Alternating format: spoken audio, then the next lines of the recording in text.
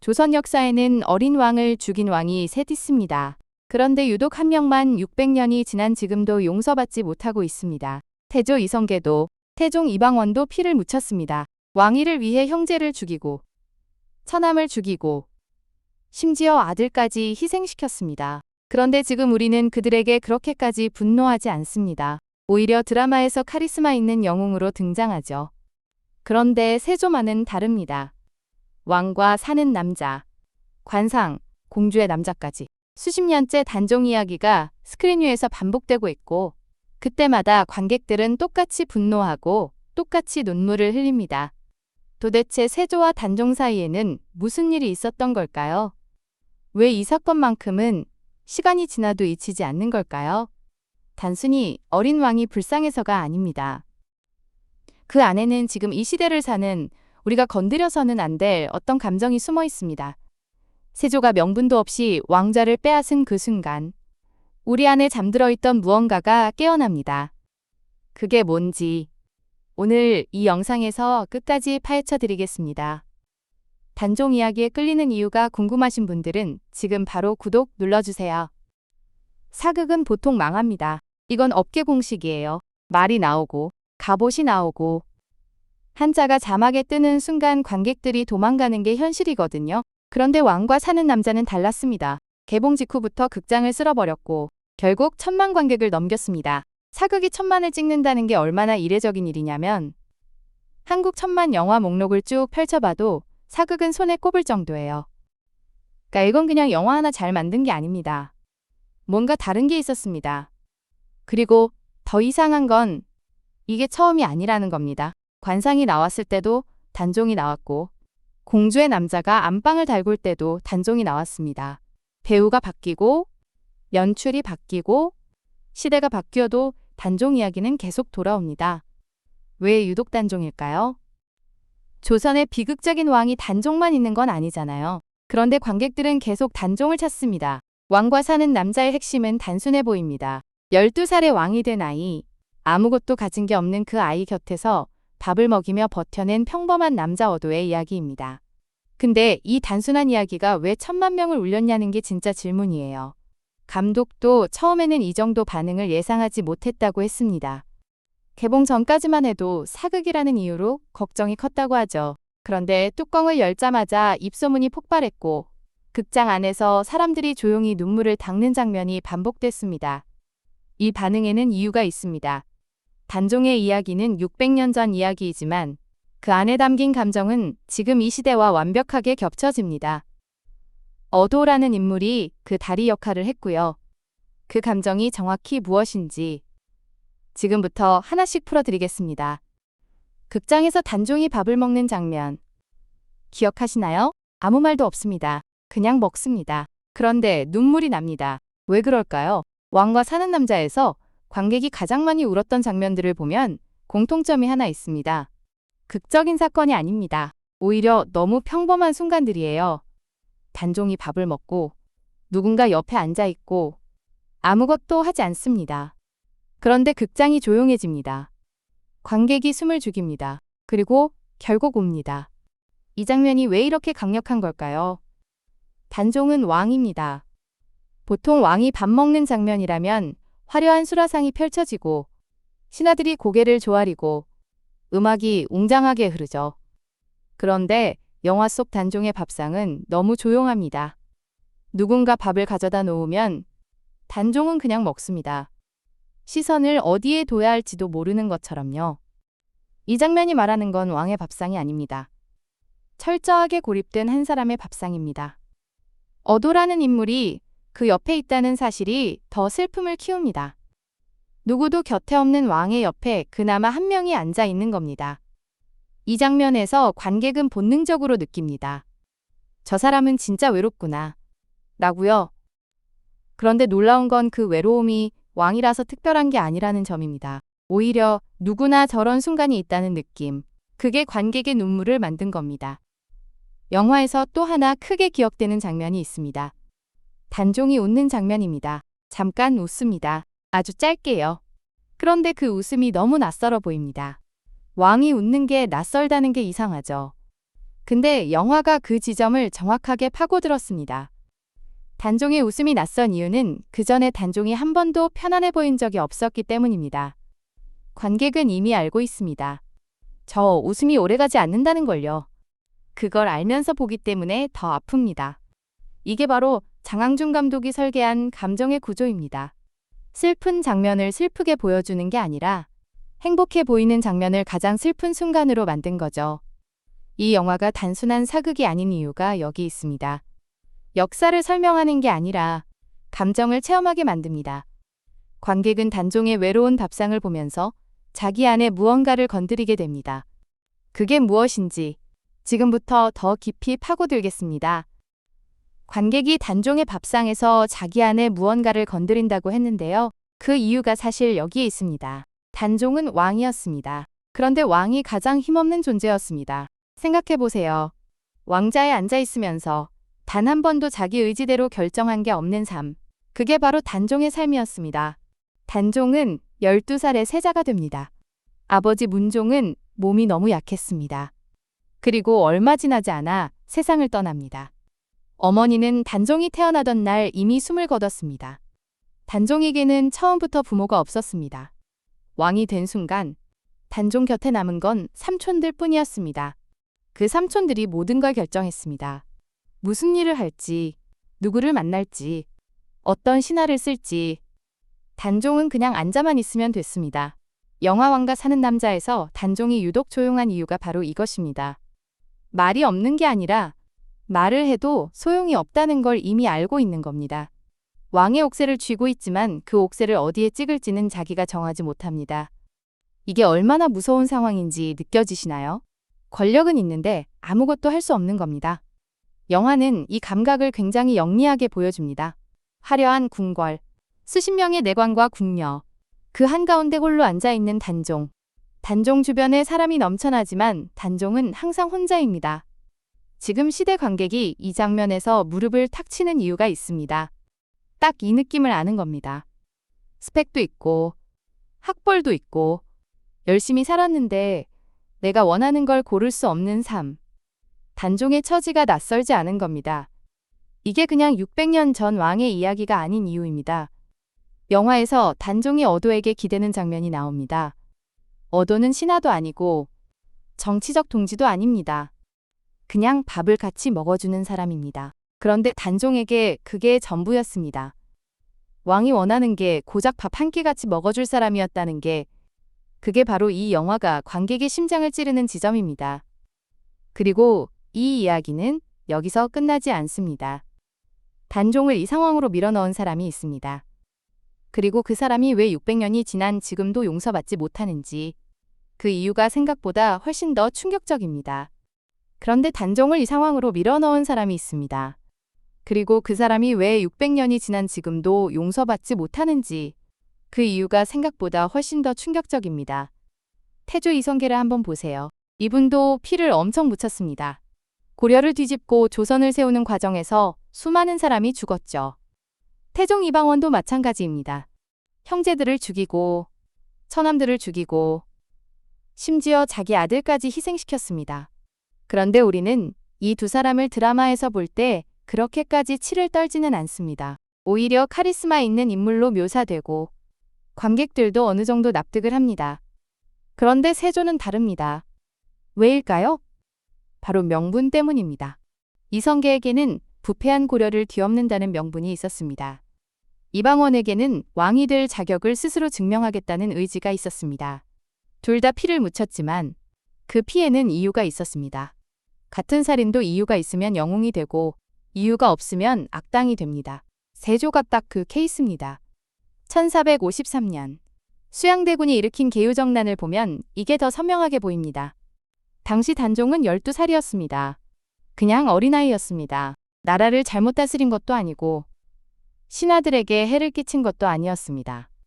그저 왕위에 앉아 있었을 뿐입니다. 수양대군은 그 어린 조카에게서 왕자를 빼앗기 위해 정적들을 하룻밤 사이에 제거했습니다. 명분이요? 없었습니다.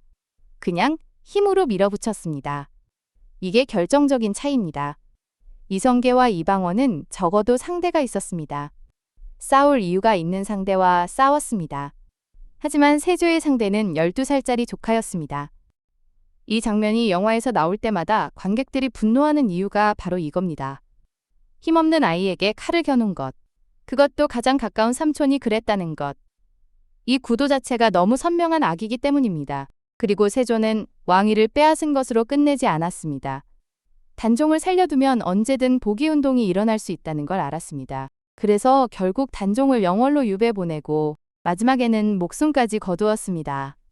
명분도 없이 빼앗고 저항도 못하게 막고 입도 막았습니다. 역사의 분노가 600년 동안 식지 않는 이유가 바로 이 세 가지입니다. 명분, 저항, 침묵. 이 세 가지가 세조를 다른 왕들과 완전히 다른 위치에 세웠습니다. 왕과 사는 남자는 이 구조를 정확하게 꿰뚫고 있습니다. 그런데 이 반란을 실제로 설계한 사람은 따로 있습니다. 수양대군 혼자였다면 계유정난은 절대 성공하지 못했을 겁니다. 수양대군이 딱 하나만 달랐어도 역사가 바뀌었을 겁니다. 그 하나가 뭔지 지금 바로 설명해 드릴게요. 역사상 반란은 수도 없이 많았습니다. 그런데 어떤 반란은 혁명이 되고 어떤 반란은 그냥 쿠데타로 끝납니다. 이 차이를 만드는 게 바로 명분입니다. 이성계를 한번 보세요. 고려 말 나라는 썩을 대로 썩어 있었습니다. 권문세족이라는 귀족들이 백성의 땅을 다 빼앗고 왕실은 원나라에 굽신거리고 있었습니다. 이성계는 이 부패한 구조를 뒤집었습니다. 물론 피도 묻혔습니다. 하지만 백성들 눈에는 새 나라를 세운 영웅이었습니다. 명분이 있었으니까요. 태종 이방원도 마찬가지입니다. 이방원은 형제를 죽였습니다. 잔인했습니다. 하지만 그는 자신이 왕이 될 자격이 있다는 걸 직접 증명하려 했습니다.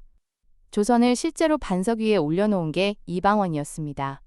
나중에 세종대왕이 그 위에서 꽃을 피울 수 있었던 건 이방원이 토대를 닦았기 때문입니다.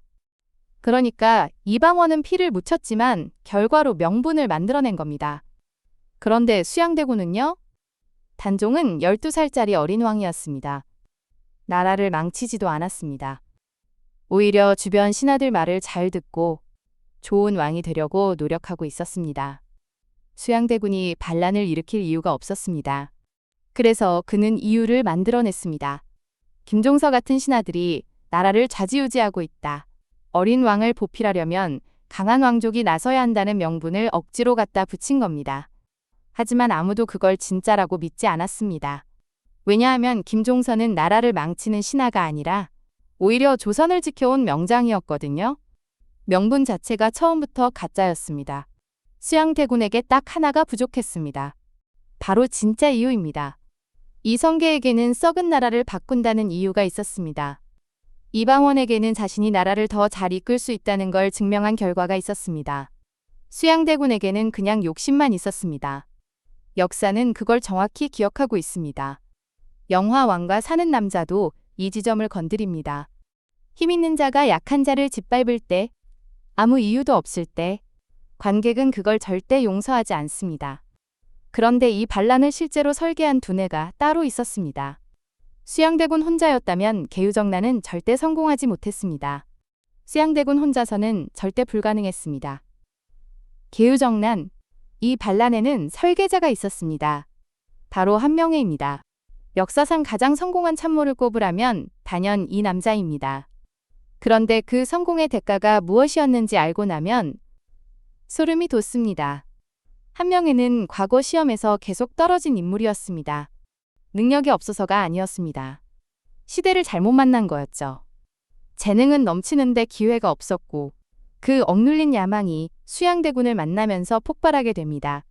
수양대군은 힘이 있었습니다. 왕실의 혈통에 카리스마까지 갖춘 인물이었죠. 하지만 치밀한 계획은 없었습니다.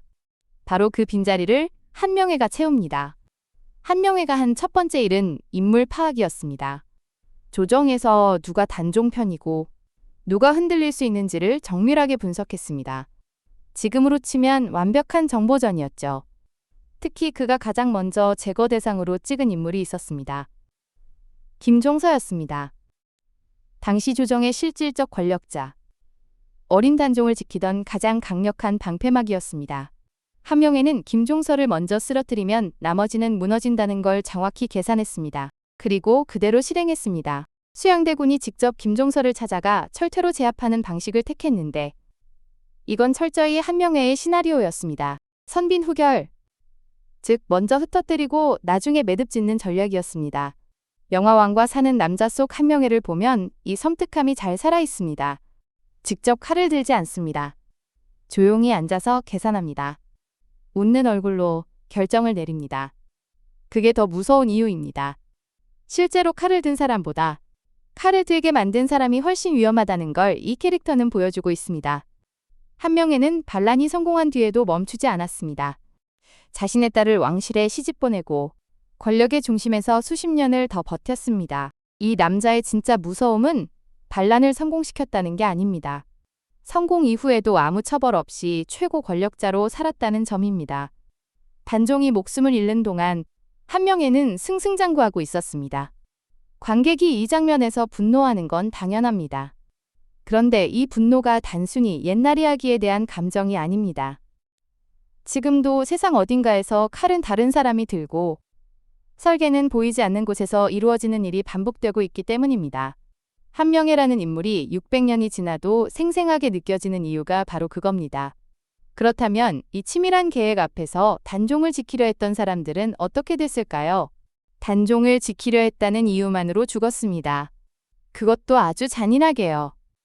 계율정난으로 왕자를 빼앗긴 단종 곁에는 그래도 끝까지 남아있으려는 사람들이 있었습니다.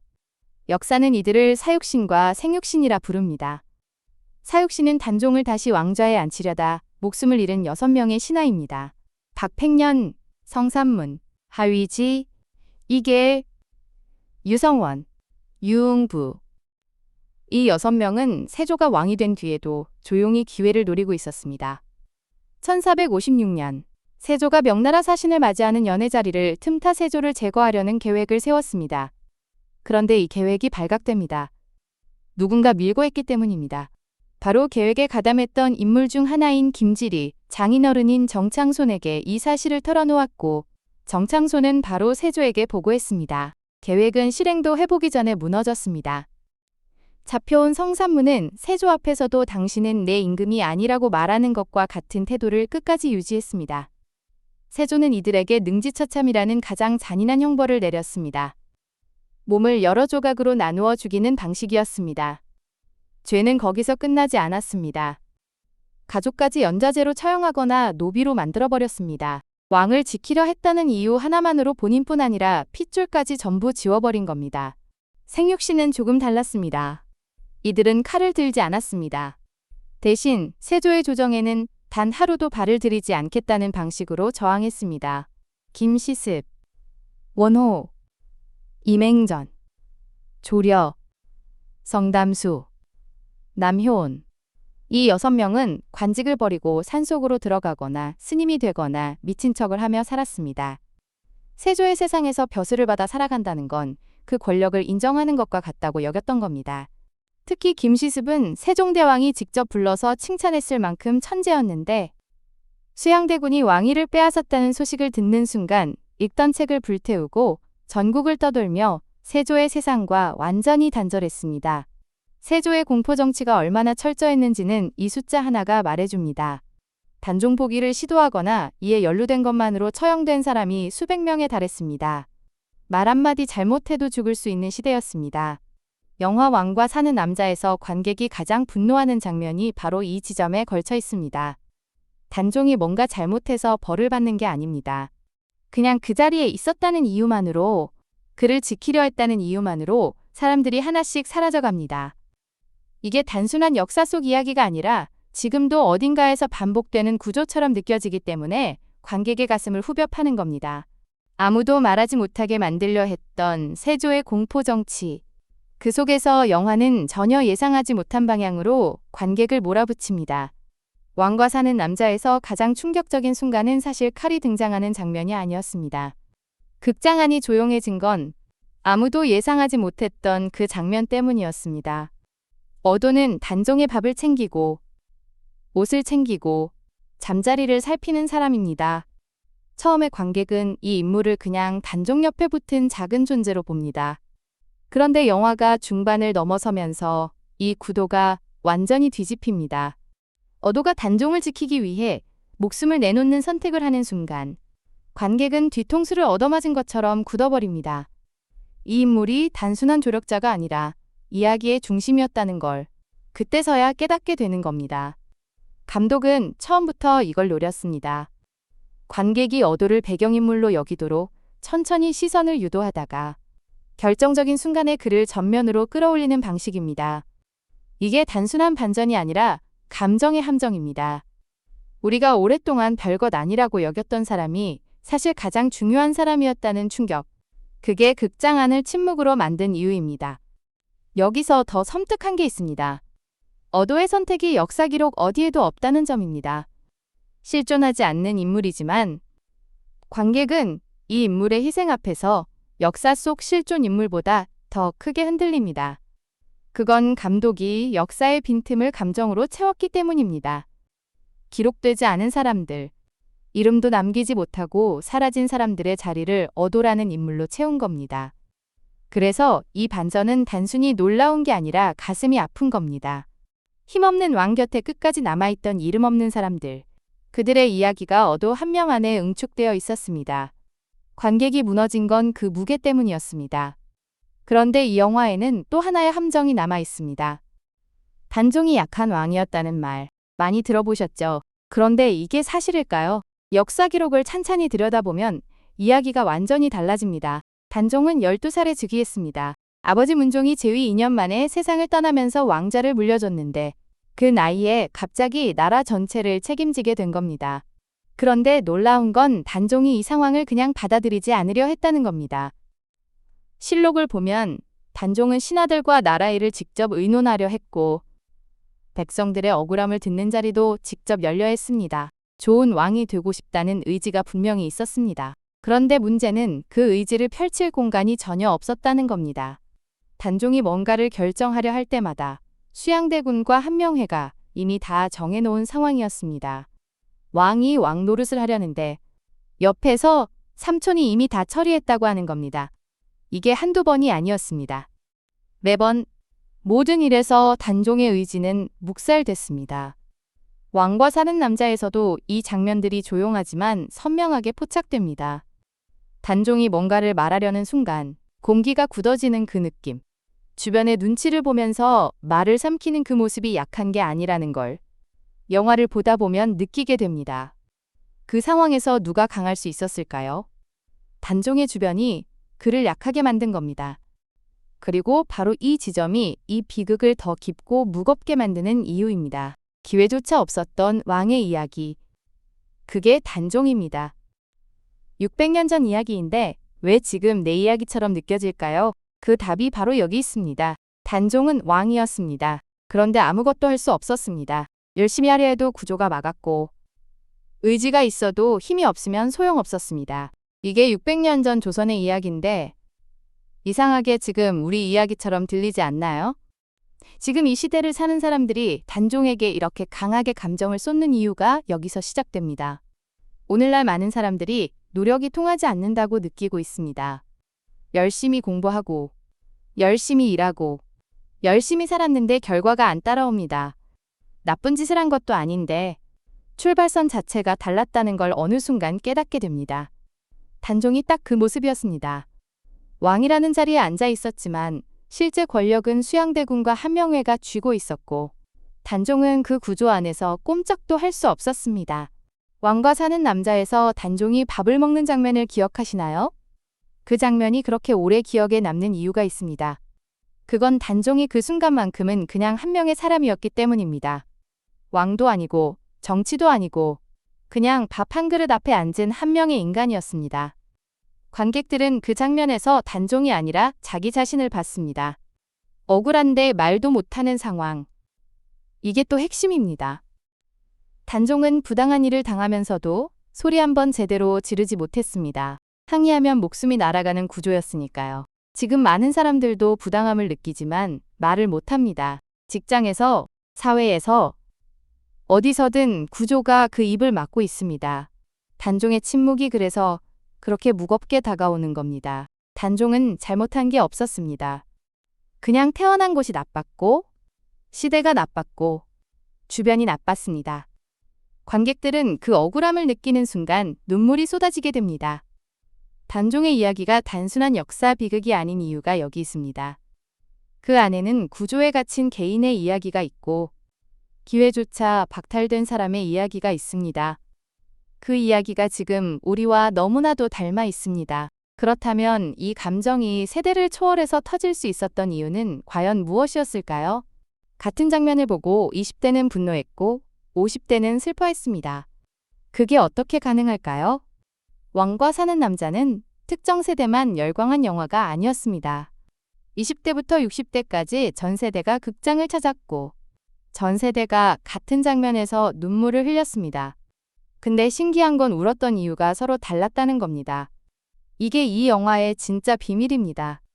먼저 젊은 세대 이야기를 해볼게요. 20대 관객들이 단종에게서 본 건 역사 속 비운의 왕이 아니었습니다. 그들은 단종에게서 자기 자신을 봤습니다. 열심히 해도 안 되고 뭔가 잘못됐는데 어디서부터 잘못된 건지도 모르고 말해봤자 아무것도 안 바뀌는 느낌. 단종이 왕좌에 앉아 아무것도 결정하지 못하는 그 장면들이 지금 20대의 일상과 겹쳐 보였던 겁니다. 스펙을 쌓아도 노력을 해도 구조 자체가 막고 있으면 아무 소용이 없다는 그 좌절감. 단종은 그 감정의 완벽한 얼굴을 가진 인물이었습니다. 그런데 중장년 세대는 달랐습니다. 40대, 50대, 60대 관객들은 단종에게 자신을 투영하기보다는 잃어버린 무언가를 거기서 찾았습니다. 정의가 살아있던 시절, 옳은 것이 옳다고 말할 수 있었던 시절에 대한 기억, 사육신처럼 목숨을 걸고 신념을 지키는 사람들이 있다는 것. 그 자체가 이 세대에게는 일종의 위로가 됐습니다. 지금은 그런 사람을 찾기 어렵다는 허전함이 그 눈물 안에 담겨 있었습니다. 같은 화면을 보면서 20대는 나의 억울함을 받고 50대는 사라진 정의를 봤습니다. 그런데 놀랍게도 두 감정이 같은 장면에서 동시에 터졌습니다. 이건 대단한 설계입니다. 단종이라는 인물 자체가 시대와 세대를 가리지 않는 감정의 그릇이었던 겁니다. 거기에 역사라는 무게가 더해졌습니다. 우리가 교과서에서 배운 사실이기 때문에 반박할 수가 없습니다. 억울한 건 맞고, 잘못된 건 맞고, 그럼에도 아무것도 바뀌지 않았다는 것도 맞습니다. 픽션이었다면 결말을 바꿀 수 있다는 희망이라도 있었겠지만, 역사라서 더 잔인하게 느껴집니다. 바꿀 수 없는 사실이기 때문에 그 슬픔이 더 묵직하게 남습니다. 이 영화가 세대를 넘어 터진 이유는 단순하지 않습니다. 각자 다른 상처를 가진 사람들이 단종이라는 한 인물 안에서 자신의 상처를 발견했기 때문입니다. 그리고 그 발견이 극장 안어둠 속에서 눈물이 됐습니다. 그렇다면 이 감정 설계를 가능하게 한 감독의 선택은 과연 무엇이었을까요? 그렇다면 이 감정 설계를 가능하게 한 감독의 선택은 과연 무엇이었을까요? 장항준 감독이 왕과 사는 남자를 만들면서 가장 먼저 내려놓은 것이 있었습니다. 바로 역사 설명이었습니다. 계유정난이 뭔지, 수양대군이 어떤 인물인지, 사육신이 누구인지. 감독은 이걸 친절하게 설명하지 않았습니다. 보통 사극 영화들은 역사적 배경을 먼저 쭉 설명하고 시작하는 경우가 많습니다. 그런데 이 영화는 달랐습니다. 그냥 바로 인물 안으로 들어갔습니다. 복잡한 정치 구도 대신 밥을 먹는 어린 왕의 얼굴을 먼저 보여줬습니다. 이게 엄청난 선택이었습니다. 역사를 모르는 관객도 단종이 불쌍하다는 감정만큼은 첫 10분 안에 완벽하게 이해할 수 있게 된 거였습니다. 장항준 감독은 인터뷰에서 역사보다 사람을 찍고 싶었다고 밝혔습니다. 이 한마디가 영화 전체를 설명합니다. 왕이라는 자리가 아니라 밥도 제대로 못 먹는 한 아이를 보여주는 것. 그게 이 영화의 핵심 전략이었습니다. 컨텐츠가 이렇게 넘쳐나는 시대에 관객들은 사실 설명을 원하지 않습니다. 감정을 원합니다. 이걸 장항준 감독은 정확하게 읽었습니다. 또 하나의 결정적인 선택이 있었습니다. 주인공을 왕으로 두지 않은 것입니다. 어도라는 평범한 인물을 중심에 세웠습니다. 이 선택이 관객과의 거리를 확 좁혔습니다. 왕의 눈으로 보면 그 비극이 너무 멀게 느껴집니다. 그런데 곁에서 밥을 챙기는 사람의 눈으로 보면 그 슬픔이 바로 내 옆 이야기처럼 느껴집니다. 단순한 이야기가 오히려 더 깊게 박힌다는 역설. 이 영화가 천만 관객 앞에서 그걸 증명해 보였습니다. 한국 천만 영화들을 쭉 늘어놓고 보면 신기한 게 있습니다. 겉보기엔 다 달라 보이는데 속을 파고들면 똑같은 뼈대가 나옵니다. 첫 번째가 명확한 선악 구도입니다. 누가 나쁜 놈인지 설명 없이도 바로 느껴지는 구조예요. 관객이 머리를 쓰는 게 아니라 본능적으로 편을 가르게 됩니다. 두 번째는 직관적인 서사입니다. 복잡하게 뒤틀리지 않고 이 사람이 원하는 게 뭔지 처음부터 명확합니다. 세 번째는 보편적인 감정선입니다. 억울함, 분노, 슬픔. 누구나 살면서 한 번쯤 겪어본 감정들이 스크린 위에서 폭발합니다. 이 세 가지가 다 들어있는 영화가 천만을 찍었습니다. 빠진 영화는 아무리 잘 만들어도 절반쯤에서 멈췄습니다. 왕과 사는 남자는 이 공식을 정교하게 실행했습니다. 세조는 처음부터 끝까지 악인입니다. 설명이 필요 없습니다. 단종은 처음부터 끝까지 피해자입니다. 관객이 편을 고르는데 1초도 안 걸립니다. 어도라는 인물이 단종 곁에서 밥을 챙기고 옷을 챙기고 그냥 사람으로 대해줍니다. 이 장면들이 감정선을 이어주는 실 역할을 합니다. 그런데 여기서 왕과 사는 남자가 다른 천만 영화들과 결정적으로 달라지는 지점이 있습니다. 바로 역사라는 무기입니다. 명량, 국제시장, 극한 직업, 이 영화들도 천만을 찍었습니다. 하지만 관객이 극장 밖으로 나온 뒤에 드는 감정이 조금씩 달랐습니다. 왕과 사는 남자는 극장 문을 나서는 순간에도 분노가 식지 않았습니다. 왜냐하면 그게 진짜 있었던 일이라는 걸 관객이 알고 있었기 때문입니다. 단종은 실제로 죽었습니다. 세조는 실제로 왕위를 빼앗았습니다. 충신들은 실제로 처형당했습니다. 픽션이 아니라는 사실이 감정을 2배로 증폭시켰습니다. 이게 역사를 소재로 한 영화가 가진 특별한 힘입니다. 잘 만든 창작 이야기는 극장에서 울고 끝납니다. 하지만 역사 위에 얹은 이야기는 집에 돌아가서도 계속 생각나게 합니다. 왕과 사는 남자는 천만 영화의 공식을 그대로 따르면서 거기에 역사라는 가장 강력한 무기를 더했습니다. 그러니까 이 영화가 터진 건 운이 아니었습니다. 완벽한 설계였습니다. 그런데 사실 왕과 사는 남자가 처음부터 혼자 터진 게 아닙니다. 씨앗을 먼저 뿌린 영화가 있었어요. 바로 2013년에 나온 관상입니다. 관상은 사람의 얼굴을 보고 운명을 읽는 관상쟁이 이야기인데 배경이 딱 계유정난이었습니다. 주인공의 눈을 통해 수양대군이 어떤 인물인지, 이 나라가 어디로 흘러가는지를 보여주는 구조였죠. 천만 관객을 동원한 영화입니다. 그런데 이 영화가 단종을 직접 주인공으로 내세우지 않았다는 게 핵심이에요. 단종은 화면 가장자리에만 살짝 비쳤습니다. 왕자에 앉아있지만 아무것도 할 수 없는 아이. 딱 그 정도였습니다. 근데 그게 더 무서웠습니다. 수양대군의 야망이 얼마나 거대한지를 먼저 보여주고 그 그림자 아래 짓눌린 단종을 간접적으로 보여주니까요. 관객들은 직접 단종을 보지도 않았는데 이미 그 아이가 얼마나 위험한 상황에 놓여 있는지를 온몸으로 느꼈습니다. 관상을 본 관객 입장에서는 수양대군이라는 인물의 크기를 이미 알고 있는 상태였어요. 그래서 나중에 왕과 사는 남자를 봤을 때 그 공포가 2배가 됐습니다. 이미 그 남자가 얼마나 냉혹한지 알고 있으니까요. 어도가 단종 곁에 있는 장면들이 더 애틋하고 더 절박하게 느껴진 겁니다. 결국 관상은 단종 서사의 입문서였습니다. 수양대군이라는 악을 먼저 각인시켜 놓고 그 다음 영화가 단종의 비극을 정면으로 들이밀었을 때 감정이 폭발할 수 있게 바닥을 깔아준 거였습니다. 씨앗은 관상이 뿌렸고 꽃은 왕과 사는 남자가 피웠습니다. 그래서 이 2 영화를 다 본 관객들이 유독 더 아프게 울었던 겁니다.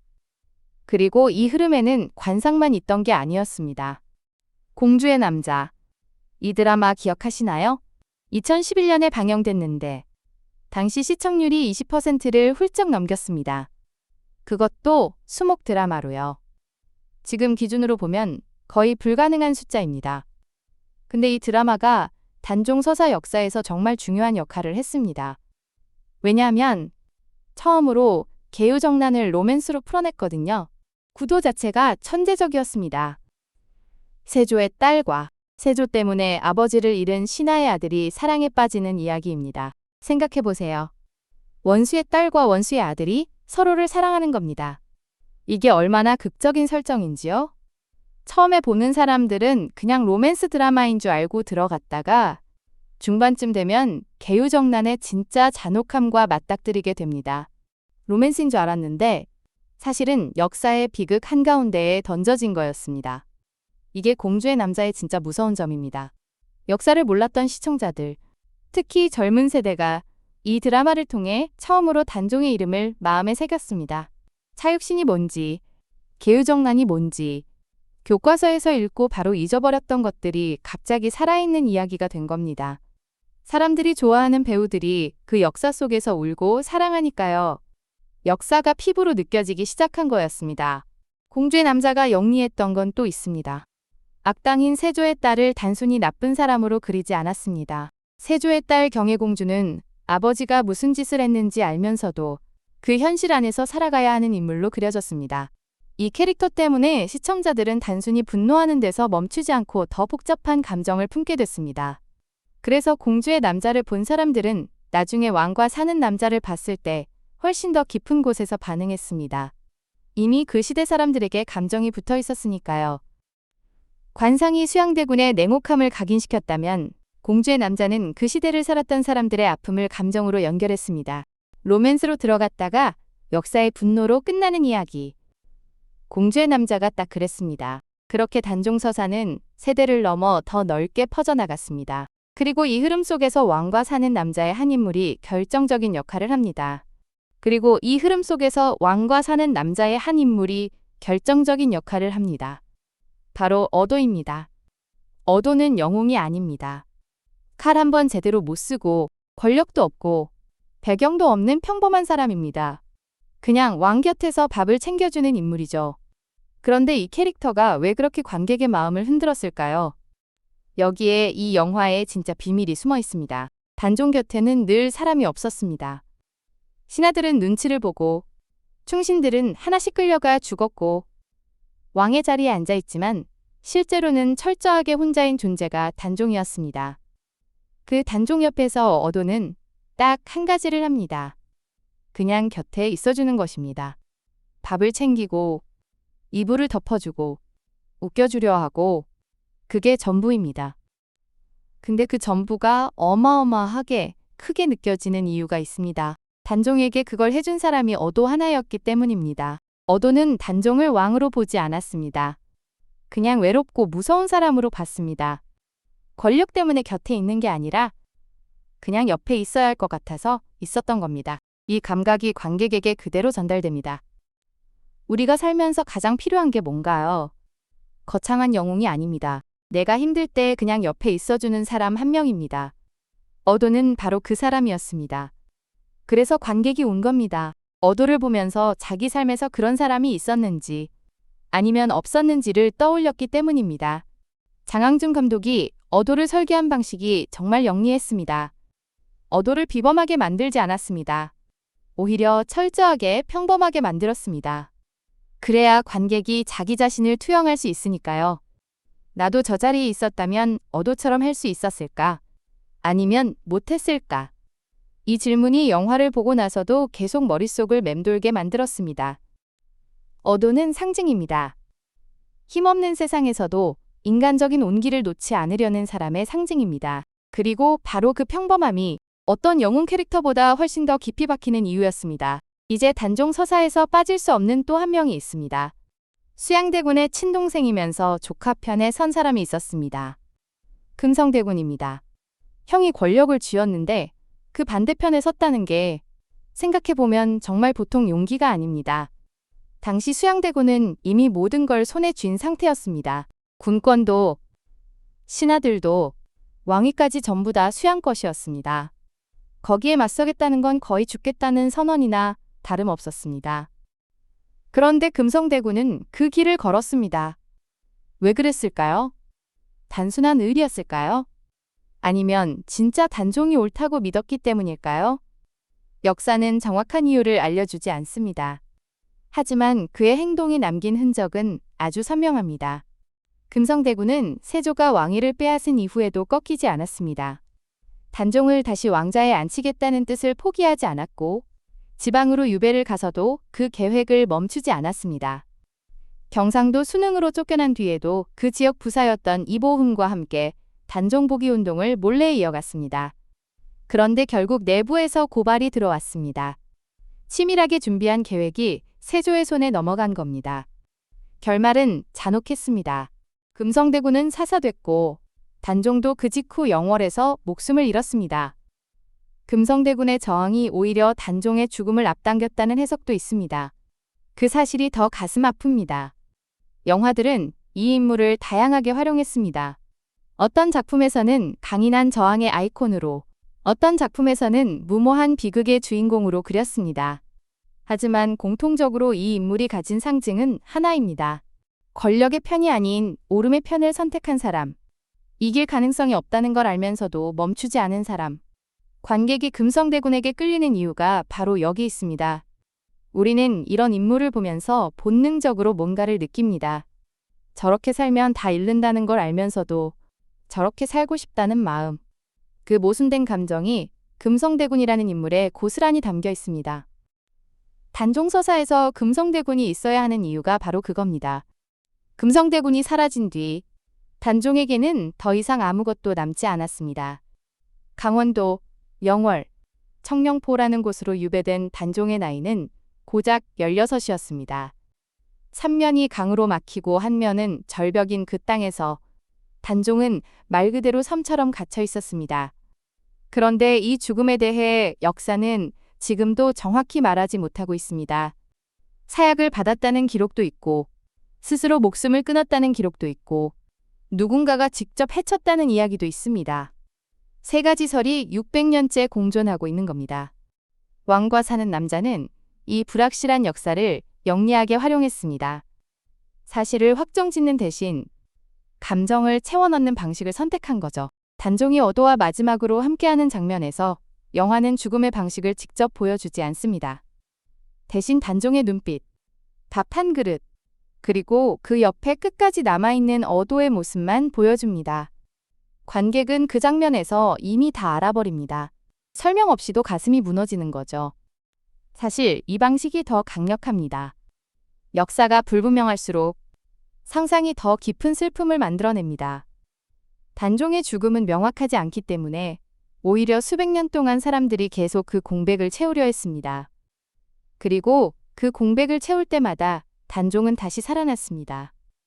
영월에 가면 지금도 단종의 무덤인 장릉이 있습니다. 그 앞에 서면 많은 사람들이 눈물을 흘린다고 합니다. 600년이 지났는데도요.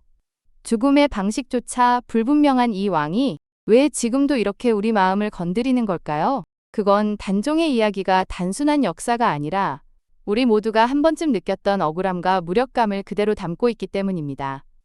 왕과 사는 남자는 바로 그 감정을 정확하게 짚었고, 그래서 천만 관객이 극장에서 울었습니다. 그런데 여기서 중요한 질문이 하나 남습니다. 앞으로 단종은 어떤 모습으로 돌아올까요? 지금까지 우리가 봐온 단종은 대부분 비슷한 모습이었습니다.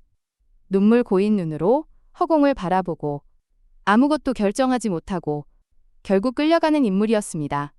불쌍하고 수동적이고 지켜봐야만 하는 존재였죠. 그런데 실제 역사 기록을 들여다보면 조금 다른 단종이 보입니다. 12살의 왕위에 올랐지만 신하들 앞에서 꿋꿋하게 버티려 했고 어린 나이임에도 자기 자리를 지키려는 의지가 분명히 있었습니다. 유배지 영월에서도 함부로 무너지지 않았습니다. 이 단종을 제대로 그린 작품은 아직 없었습니다. 생각해 보세요. 불쌍한 단종이 아니라 저항하는 단종을 그린다면 어떨까요?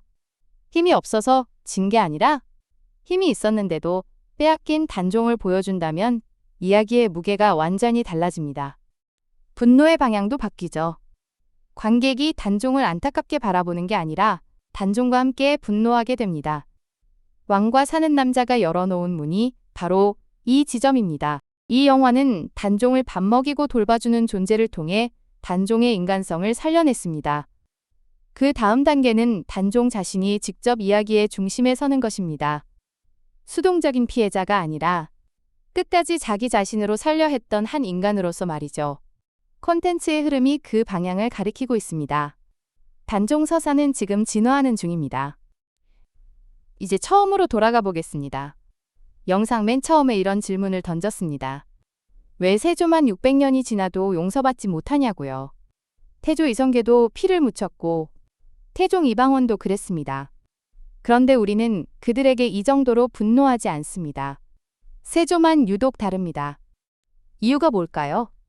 답은 생각보다 단순합니다.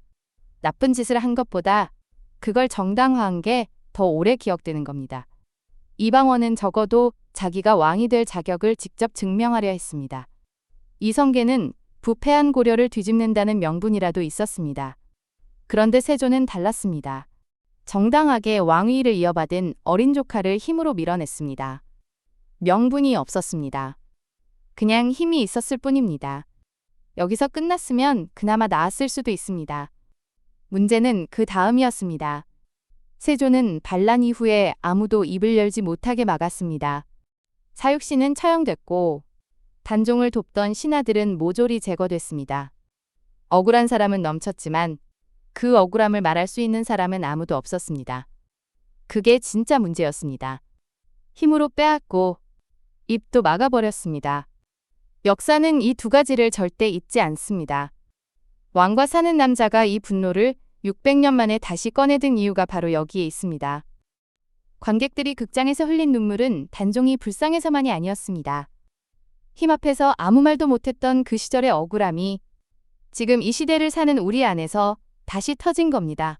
그러니까 왕과 사는 남자는 단순한 사극이 아니었습니다. 600년 전 이야기를 스크린에 올려놓은 게 아니라 지금 우리가 매일 느끼는 감정에 이름을 붙여준 영화였습니다.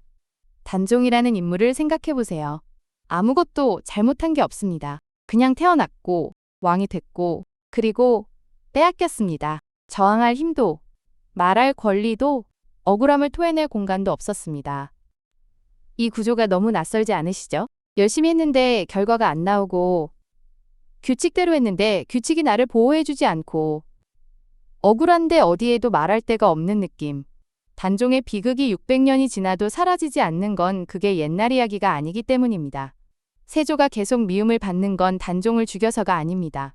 힘이 없다는 이유만으로 한 사람의 전부를 빼앗아 버릴 수 있다는 걸 역사에 새겨놓았기 때문입니다. 우리가 그 장면에서 분노하는 건 그 구조가 지금도 살아있다는 걸 몸으로 알기 때문입니다. 어도가 단종 곁에서 밥을 먹이고 손을 잡고 끝까지 인간으로 대해줬던 그 장면들이 우리를 울린 겁니다. 정의가 아니라 온기였습니다. 단종은 계속 돌아올 겁니다. 우리가 이 질문에 아직 답을 못 찾고 있는 한 영월의 그 왕은 계속 우리 앞에 다시 나타날 겁니다.